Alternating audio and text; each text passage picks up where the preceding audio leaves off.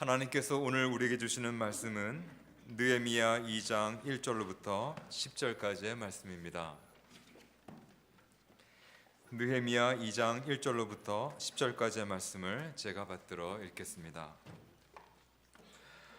아닥사스다 왕 제20년 니산월에 왕 앞에 포도주가 있기로 내가 그 포도주를 왕에게 드렸는데, 이전에는 내가 왕 앞에서 수심이 없었더니 왕이 내게 이르시되, 내가 병이 없거늘 어찌하여 얼굴에 수심이 있느냐? 이는 필연 내 마음에 근심이 있음이로다 하더라. 그때 내가 크게 두려워하여 왕께 대답하되, 왕은 만세수를 하옵소서.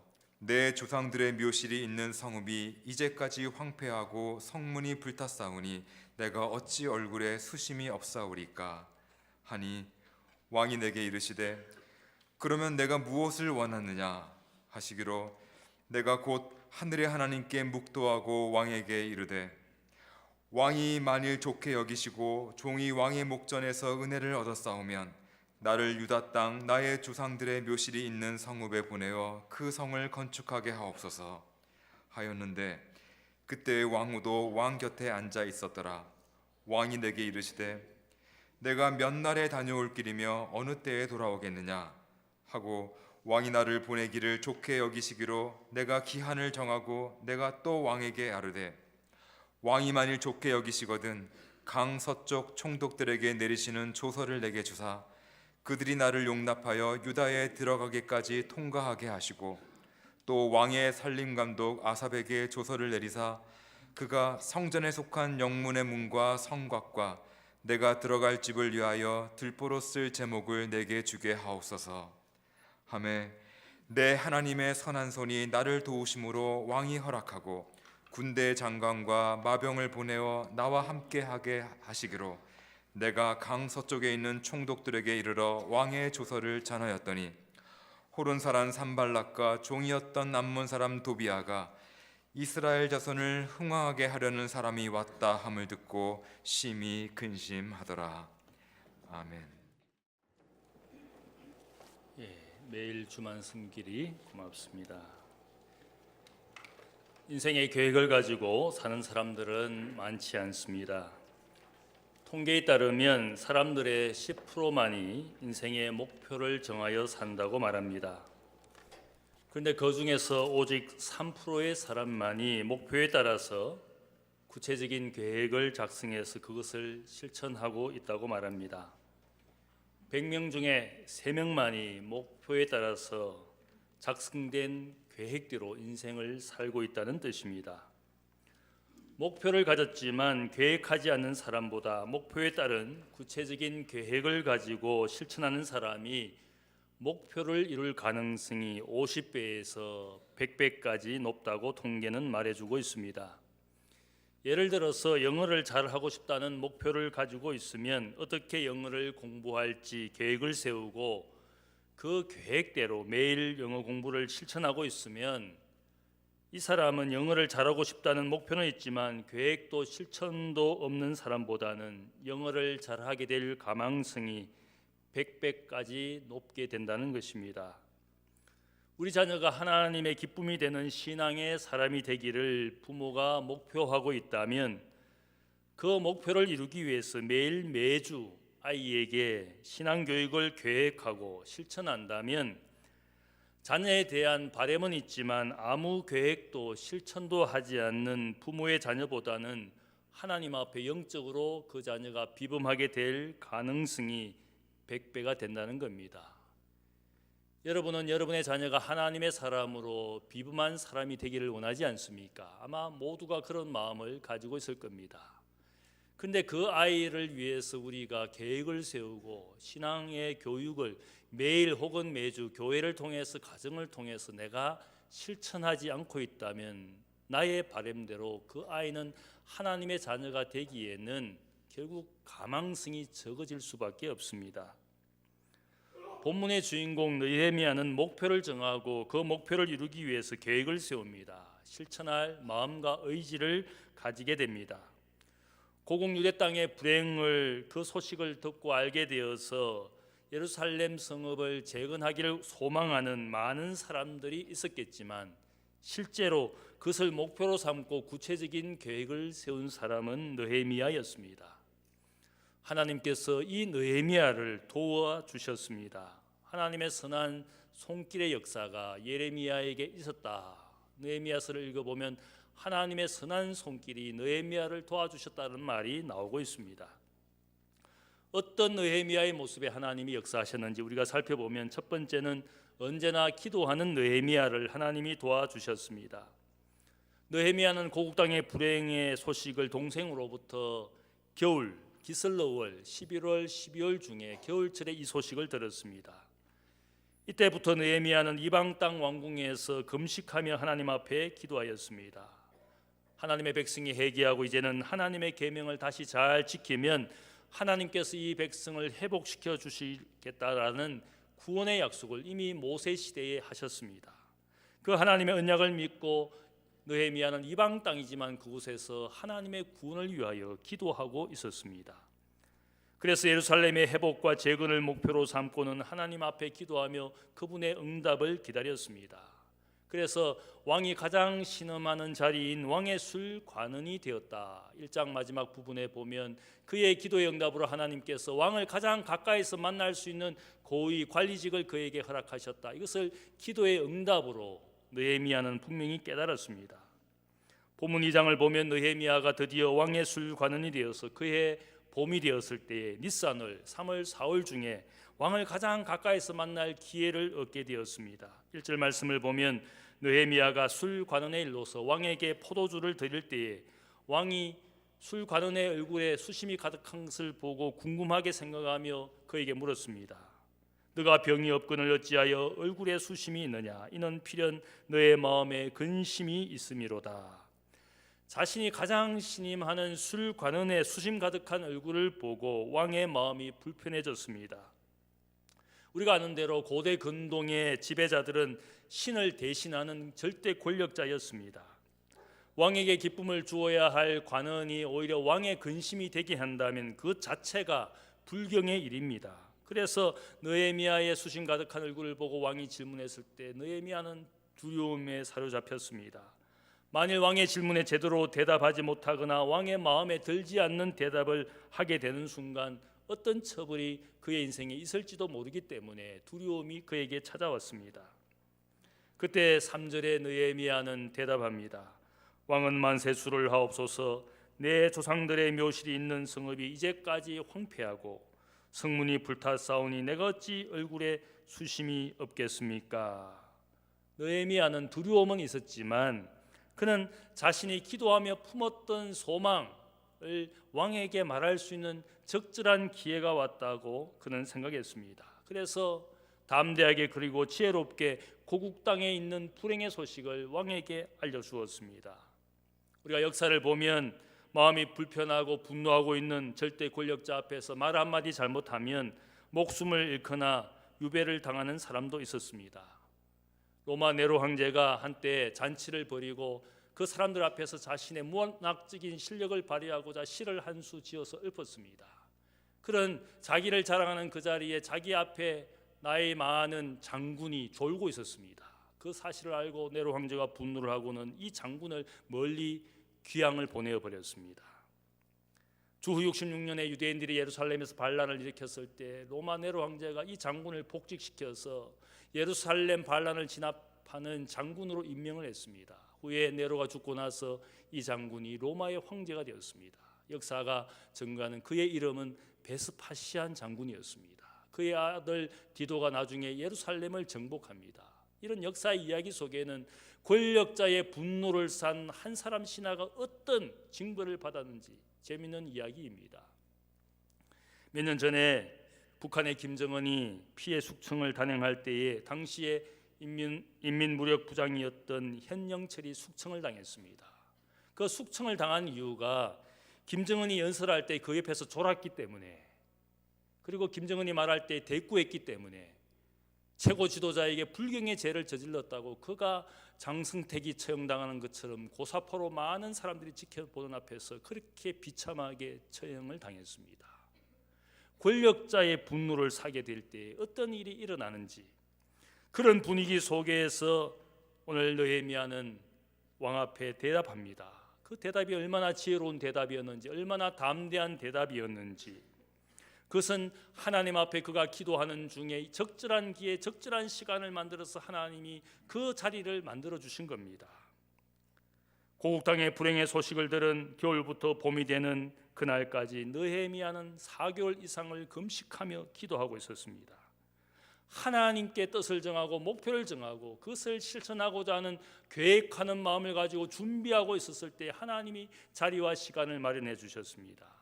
시편 62편을 보면 다윗은 기도 가운데 우리에게 신앙이 무엇인가를 가르쳐주는 기도문이 나옵니다. 시편 62편 1절을 보면 나의 영혼이 잠잠히 하나님만 바라라. 나의 구원이, 나의 소망이 그에게서 나오는도다.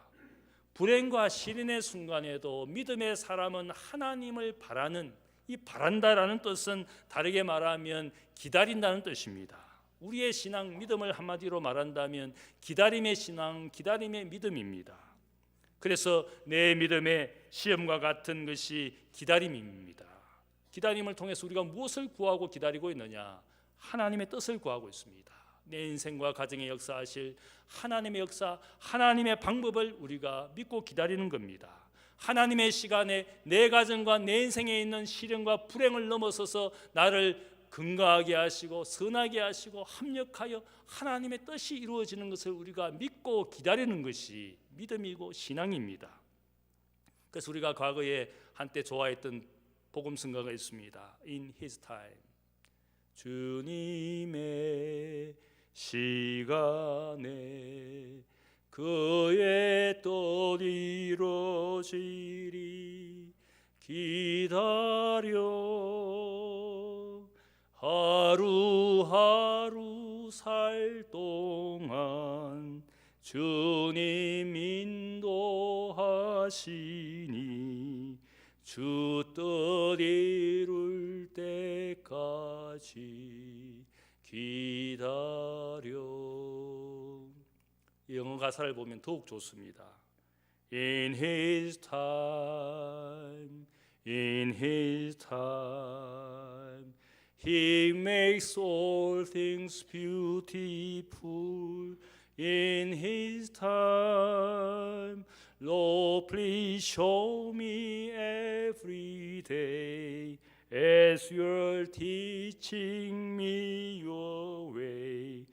Then You do just what You say in Your time. 당신의 시간에 당신께서 모든 것을 아름답게 해 주실 겁니다. 주님, 날마다 나에게 당신은 말씀하신 대로 이루시는 당신의 길을, 당신의 방법을 나에게 보여주시옵소서. 금식 기도의 시간이 길어졌을 때에 느헤미야의 안색은 나빠졌지만 하나님은 그것조차 하나님께서 왕의 관심을 끌게 하시는 그의 얼굴색이 되게 하셨습니다.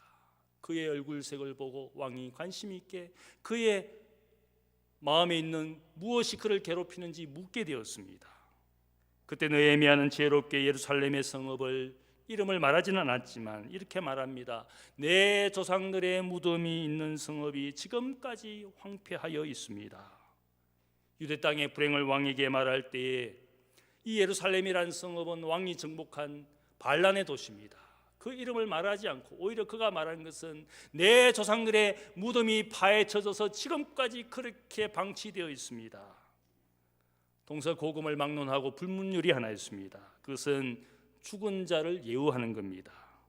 죽은 자의 시체가 제대로 묻히지 못하거나 무덤이 훼손되는 것을 사람들이 꺼려했습니다. 특별히 나라의 왕이 된 사람은 그런 일이 나라 땅에 그 땅에 있으면 것을 지극히 꺼려했습니다. 왜냐하면 죽은 자를 제대로 대우하지 못하면 불길한 일이 생긴다고 사람들이 생각했기 때문입니다. 우리가 아는 그리스의 호머에서 사실 일리아드를 보면 그리스의 연합군과 트로이의 군사들이 전쟁을 벌이다가 많은 사람들이 죽었습니다. 그러다가 서로 합의해서 휴전을 합니다. 휴전한 이유는 서로의 병사의 시체들을 잘 제대로 묻혀서 명예로운 장례식을 해 주어야 하는 것이 마땅한 일이라고 서로 그렇게 휴전을 했습니다. 지금도 마찬가지지 않습니까? 미군이 저토록 한국 전쟁 이후에 죽은 미군의 유해들을 발굴해서 본국으로 송환시키는 그 일들을 북미 대화 가운데 중요한 주제로 늘 삼습니다. 왜 그렇습니까? 죽은 자를 잘 예우하는 것이, 나라를 위하여 대의 명분을 위하여 죽은 사람들을 잘 예우해 주는 것이 인간의 도리이고 나라의 도리라고 생각하기 때문에 그 일을 잘 하지 못하면 그 국가, 그 나라, 그 대통령 믿을 게 못 됩니다. 느헤미야는 조상들의 묘가 있는 성읍이 지금까지 황폐하여 있다라고 말함으로 왕의 마음에 감동을 주었습니다. 이것이 하나님의 역사였습니다. 전도서 21장 1절을 보면 왕의 마음이 여호와의 손에 있음이 마치 봇물과 같아서 그가 뜻하시는 대로 인도하시느니라. 기도의 사람 느헤미야가 하나님께 기도하는 중에 왕의 질문에 가장 지혜로운 대답을 하고 그 대답이 왕의 마음을 설득했습니다. 그래서 느헤미야에게 다시 질문합니다. 그러면 너가 무엇을 원하느냐? 왕의 이 질문은 새로운 위기가 될 수 있습니다. 왜냐하면 왕의 마음을 불편하게 하는 요청을 하다 보면 더 큰 위기가 느헤미야에게 올 수 있습니다. 4절의 말씀을 보면 왕의 질문에 느헤미야가 말합니다. 말하기 전에 중요한 한 가지 행동을 합니다. 그는 즉시 하늘의 하나님께 내가 묵도하였다. 왕의 질문에 내가 무엇을 소원을 이야기해야 될지 하늘의 하나님께 내가 기도하고 그 다음에 그가 대답했습니다. 느헤미야는 찰나의 순간에도 기도하면서 하나님의 도움을 구했습니다. 우리가 기도 생활을 어떻게 합니까? 마치 행사하듯이 한번 길게 하고 끝내는 그것을 기도라고 생각합니다. 자, 그래서 우리 교회에서 특별 새벽 기도회를 안 한 지가 몇 년이 되었습니다. 특별 새벽 기도회를 할 때 제가 마음에 느낀 것이 있습니다. 이게 무슨 행사냐? 급하게 왔다가 급하게 가는 무슨 행사처럼 우리가 기도회를 하냐? 제 마음이 불편해지기 시작했습니다. 그래서 제가 특별 새벽 기도회를 안 합니다. 그지만 올해는 하기로 했습니다. 여러분이 그거라도 기도해야 되겠다. 너무 기도를 안 하니까. 한번 길게 모여서 작정하고 기도한 것을 기도 생활을 했다고 생각하면 큰 오산입니다. 여기에 보면 그 절체절명의 순간에, 찰나의 순간에 느헤미야는 하늘의 하나님께 침묵함으로 기도했습니다. 내가 어떻게 말을 해야 될지 하나님 앞에 기도했다는 뜻입니다. 예수님을 바라보면서 폭풍 후 바다 위를 걷던 베드로가 갑자기 폭풍을 보고 무서워지기 시작했을 때 바다 물속으로 빠져들어가기 시작했습니다. 절박한 순간에 그가 어떻게 주님께 말합니까? 주여 나를 도와주소서. Lord help me. 단 한마디를 했습니다. 그의 인생은 어부였지만 바다 한가운데, 폭풍 후 바다 한가운데 빠져들어갈 때 어부의 경륜도 지혜도 모든 것이 소용없는 순간이었습니다. 그의 유일한 희망은 구원의 주이신 주님이었습니다. 주님 나를 도와주소서. 우리가 어려움과 고난을 만났을 때 하나님 앞에 기도하는 마음이 있습니까?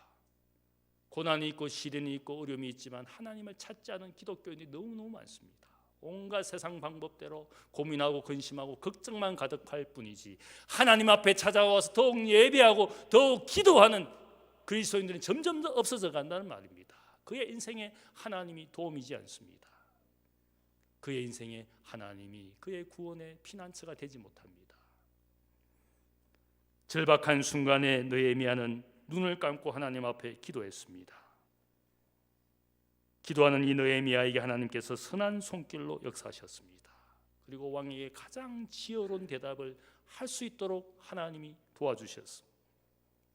두 번째로 계획하고 준비하는 느헤미야를 하나님이 도와주셨습니다. 왕이 무엇을 원하느냐고 물었을 때에 느헤미야는 자신의 목적과 비전을 분명히 말합니다.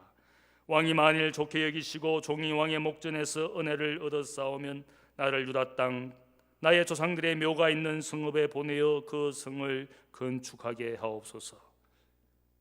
느헤미야는 단순히 기도한 것으로 그치지 않고 성읍의 재건을 자기 인생의 목표로 삼았습니다. 그것을 왕 앞에서 두려움은 있지만 분명히 자기의 입술로 말합니다. 나를 그 성읍에 보내어 그 성을 건축하게 하옵소서. 어떤 상황과 위기 앞에서도 인생의 비전과 목적이 분명했습니다. 하나님의 사람들, 믿음의 사람들은 인생의 목적이 분명해야 됩니다.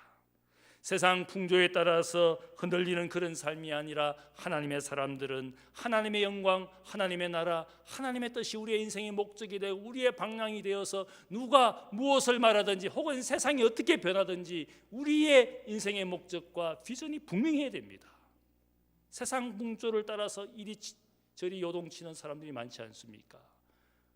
세상의 부모가 자기 자녀들을 어떻게 키우는데 또 그것이 부러워서 아이들 교회 학교도 보내지 않고 그냥 학원으로 온 세상으로 그 영혼을 방치해서 세상으로 보내어서 그 아이가 어떻게 자라나는지 뻔하지 않습니까?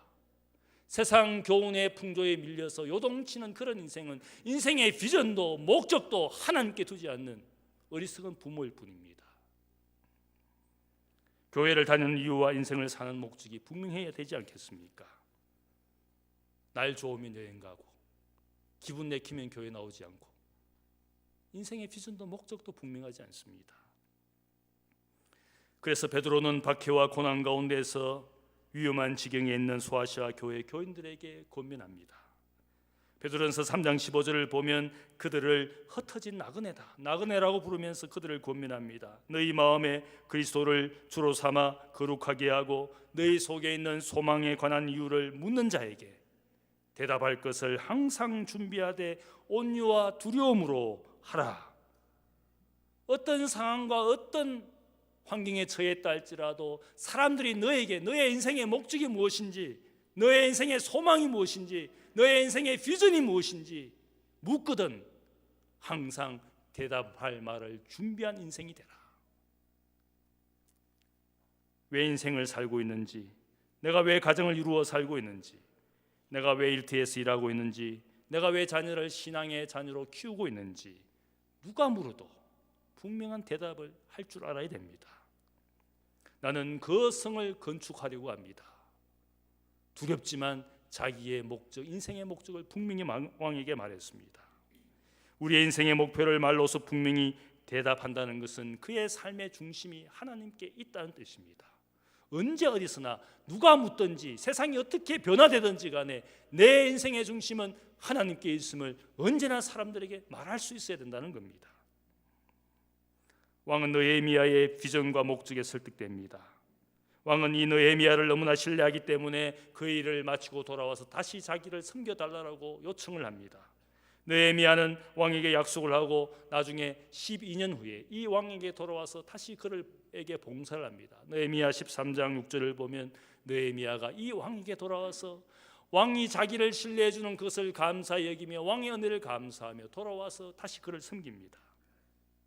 느헤미야는 목표를 세우지만 계획도 실천도 없는 그런 인생이 아니라 목표를 따라 구체적으로 계획하고 그 일을 신실하게 하는 사람입니다. 왕에게도 신실한 일꾼이고 일과 계획에도 너무나 신실한 사람입니다. 사람을 섬겨도 신실하게 섬기고 일과 계획을 가져도 신실하게 두려움 없이 그 일을 해나가는 믿음의 사람, 기도의 사람이었습니다. 자신의 구체적인 계획에 왕의 도움을 요청합니다. 자신이 이 땅을 떠나서 저 유프라테스 강을 건너서 서쪽 끝까지 자신의 유대 땅 고국 땅에 갈 때까지 지나가는 모든 땅의 총독들에게 왕이 편지를 보내셔서 내가 안전하게 그 땅을 통과하도록 해 주십시오. 왕이 기쁜 마음으로 느헤미야 요청에 허락을 합니다. 또 요청합니다. 성벽과 가옥 성문을 재건할 수 있도록 왕의 삼림 감독 아삽에게 편지를 보내셔서 내가 성벽을 건축하고 집을 재건할 수 있도록 제목으로 쓸 수 있는 그것을 해달라고 요청했을 때 또 왕이 기쁜 마음으로 허락해 줍니다. 놀라운 것은 이야기를 보면 왕은 느헤미야가 요청하지 않은 것까지 보너스로 챙겨줍니다. 느헤미야의 여행길이 안전하도록 왕의 군대 장관과 마병들을 보내어서 느헤미야의 여행길을 안전히 지켜주도록 왕이 보너스로 그것까지 챙겨줍니다. 뜻과 비전을 세우고 계획을 작성하고 그것을 실천하기 위하여 기도하는 느헤미야에게 하나님께서 왕의 마음을 움직였습니다. 왕의 곳간을 열게 했습니다. 왕의 보물 창문을 열게 했습니다. 왕이 기쁜 마음으로 느헤미야가 요청하는 모든 것 그리고 그 위에 보너스까지 다 챙겨주는 왕의 마음이 되게 하신 것이 어떤 역사이겠습니까? 하나님의 선한 손길이. 나중에 느헤미야가 그렇게 간증합니다. 하나님의 선한 손길이 왕을 움직이고 내가 이 땅까지 오게 된 것이었다. 하나님의 역사였다는 겁니다. 왕의 보물 창고에서 주셨을 뿐만 아니라 하나님은 느헤미야에게 가장 풍요로우신 하나님의 곳간에서 그에게 참된 복을 주셨습니다. 구하지 않은 것까지 하나님이 기뻐하시는 일들을 분명하게 행할 때 하나님은 왕의 마음을 설득하고 하나님의 긍휼의 마음으로 하나님 가지신 모든 것을 주시는 우리 하나님이라는 겁니다. 그래서 바울이 우리에게 기도하는 법을 가르쳤습니다. 우리가 무엇을 구하며 살아야 되는 것인가? 빌립보서 4장 19절을 보면 나의 하나님이 그리스도 예수 안에서 영광 가운데 그 풍성하심대로 너희 모든 쓸 것을 채워주시리라. 너희 쓸 것을 채우시는 풍요로우신 하나님, 세상에 가장 부유하신 그 하나님이 너희가 하나님의 영광과 뜻을 위하여 사용하고자 하는 그 일에 하나님의 부유하심으로 너희 쓸 것을 채워주실 것이다. 하나님을 위해서 쓰지 않는 내 것 만들려고 내 자리 차지하려고 더 높아지고 더 가지려는 그런 탐욕적인 인생을 위하여 하나님의 부유하심을 주시지는 않습니다. 우리가 어떻게 기도해야 되느냐? 더 가지기 위해서 기도하는 것이 아니라 하나님, 내가 더 쓸 수 있도록 나의 곳간을 채워주십시오. 내가 하나님의 일을 할 수 있도록 하나님의 영광을 위하여 쓸 수 있도록 하나님, 내가 기도하니까 부유하신 하나님이 나의 쓸 것을 채워주십시오. 이것이 우리가 기도해야 될 모습입니다. 많은 우리의 기도를 보면 더 가지려고, 더 높아지려고, 더 성공하려고, 내 쓸 것을 위해서가 아니라 하나님이 쓰시는 곳에 나를 쓸 수 있도록 하나님 채워주십시오. 그렇게 기도해야 되는 겁니다. 느헤미야는 목적에 따라 계획하고 실천하였기 때문에 구하지 않은 것까지 하나님께서 선한 손길로 도와주셨습니다. 세 번째로, 은혜를 감사하는 느헤미야에게 하나님은 사람들이 함께 하도록 도와주셨습니다. 느헤미야는 페르시아 땅에서 기도하면서 하나님의 뜻과 영광을 구했습니다. 하나님의 능하시고 강한 손으로 이 백성을 구원해 주실 것을 그가 기도했습니다. 이제는 황해의 허락을 받아서 예루살렘에 도착했을 때 사실은 그의 비전과 그의 계획을 쉽게 이루지 못한다라는 사실을 그가 알았습니다. 수많은 방해하는 대적자들이 거기에 절비했습니다. 오늘 대적자의 이름이 거기에 나오고 있습니다. 그래서 느헤미야는 예루살렘에 도착한 지 사흘 만에 자신의 눈으로 예루살렘의 성벽과 성읍의 상황을 자신의 눈으로 확인했습니다. 12절 말씀을 보면 읽지는 않았지만 거기에 하나님께서 이 예루살렘을 위하여 무엇을 할 것인지 자신의 마음에 주신 것을 아무에게나 함부로 말하지 않고 자신과 함께하는 몇 사람을 대동하고 짐승을 타고 성벽을 시찰해 봅니다. 외적으로 내적으로 어려운 상황에 있지만 느헤미야는 좌절하지 않습니다. 성벽은 무너져 있고 사람들은 용기를 잃고 좌절하여 사는 예루살렘 주민들이지만 느헤미야는 결코 좌절하지 않습니다. 하나님이 이 예루살렘을 위하여 일하실 것을 믿었습니다. 하나님이 그 마음을 자신에게 주신 것을 그는 믿었습니다. 그래서 사람들에게 간증합니다. 18절 말씀을 보면 하나님의 선한 손이 나를 도우신 일과 왕이 내게 이런 말씀을 전하였더니 그들의 말이 일어나 건축하자 하고 모두 힘을 내어 이 선한 일을 하려 하였다. 하나님의 선한 손길, 하나님의 은혜가 내가 이곳까지 오게 된 것이다. 모든 그 과정에는 하나님의 선한 도우심이 있었기 때문에, 하나님이 우리를 통하여 하실 큰 일이 있었기 때문에 내가 여기에 와 있는 것이라고 말했을 때, 간증했을 때 사람들이 용기를 얻게 되었습니다. 우리는 하나님 앞에 큰 일을 하기에는 언제나 미약한 존재에 불과합니다. 때로는 목적도 계획도 불분명한 삶을 살아가는 것이 우리이지 않습니까? 계획을 세우지만 실천 의지가 너무나 미약한 것이 우리의 인생입니다. 일을 하다가도 방해를 만나고 시련을 만나면 쉽게 좌절하고 일을 포기하는 것이 우리의 모습입니다. 그때 느헤미야는 그런 사람들에게 하나님의 선한 손길을 간증했습니다. 선한 손길이란 말은 한마디로 하나님의 은혜라는 겁니다. 하나님의 은혜로 사는 우리이기 때문에 하나님의 은혜의 손길을 그가 간증했습니다. 우리의 인생을 하나님의 은혜에 맡기면 그분이 우리의 인생을 사용하는 것이지 않겠습니까? 내가 일하는 것이 아니라 하나님의 은혜가 나로 일하게 하시는 줄을 믿습니다. 교회 일은 내가 일하는 것이 아니라 은혜로 일하는 겁니다. 나를 통하여 그분이 일하시도록 나를 맡겨드리는 것. 20세기 초에 폴란드 공화국의 초대 총리를 지낸 파데레프스키라는 분이 있습니다. 이분은 원래 총리가 되기 전에 원래 유명한 피아노 연주자였고 유명한 작곡가였습니다. 그의 피아노 연주회에 있었던 실화입니다. 시골에서 한 여인이 자신의 어린 아들 8세가 된 아이를 데리고 이 파데레프스키의 연주회에 참석했습니다. 그 이유는 자신의 어린 아들이 피아니스트가 되기를 소망했기 때문에 유명한 피아니스트의 연주를 듣게 해주고자 참석했습니다. 연주회가 시작되기 전에 두 모자는 앞좌석에 앉아 있었고 무대 뒤에는 파데레프스키가 연주하기 위해서 대기하고 있는 상태였습니다. 갑자기 연주가 시작되기 전에 자신의 어린 아들이 앞으로 뛰쳐나가서 무대 위에 있는 피아노에 앉아서는 그 유명한 젓가락 행진곡을 연주하기 시작했습니다. 어머니가 너무너무 당황하게 마음이 불편해지고 청중들은 호기심으로 지켜보고 있었습니다. 그때 연주회의 주인공인 파데레프스키가 무대 뒤에서 조용히 걸어나와서 소년의 옆에 앉았습니다. 소년을 향해 빙그레 웃고는 기속말로 소년에게 계속 연주하라고 용기를 주었습니다. 그리고 소년의 어깨를 그 두 손으로 잘 감싸주고는 소년이 젓가락 행진곡을 칠 때 거장의 손길로 거기서 장단을 맞추어 주었습니다. 청중들은 이 장면을 경이로운 눈길로 쳐다보면서 더욱 열광하고 큰 박수로 갈채를 보내주었습니다. 우리 모두는 하나님의 사람입니다. 우리의 생각과 행동이 부족하지만 하나님을 향한 우리의 기도, 하나님의 뜻을 구하고 하나님 안에서 비전을 품은 그리고 그 계획과 실천의 의지가 있으면 분명히 믿는 것은 하나님이 우리 곁에서 그분의 선한 손길로 도와주실 줄을 믿습니다. 선한 하나님, God is so good. 그분이 너무나 선하신 분이기 때문에 선한 일을 시작한 우리 곁에 조용히 오셔서 우리에게 용기를 주시는 것이지 않겠습니까?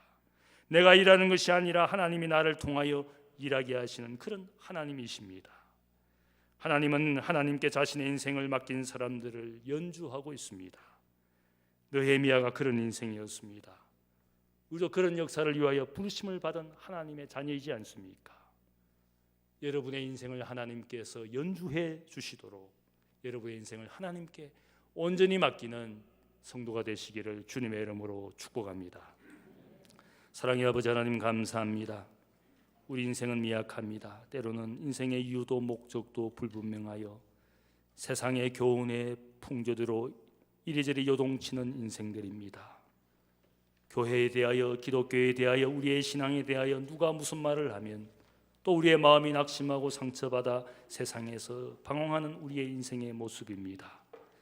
세상과 인생을 지으신 창조주 하나님께 그리스도를 예수로 또한 주인으로 고백하며 우리가 오늘도 이 땅에 살아가는 우리의 삶에 분명한 비전과 목적을 가지고 그 목적을 이루기 위하여 오늘 기도하며 실천하는 저희들 되기를 원합니다. 하나님 앞에 나를 내려놓을 때 하나님께서 그분의 놀라운 손길로 우리의 인생을 연주하셔서 하나님의 기쁨이 되고 세상의 기쁨 되게 하실 줄 믿습니다. 나를 내려놓습니다. 하나님 사용하여 주옵소서. 감사하며 예수님의 이름으로 기도하옵나이다. 아멘.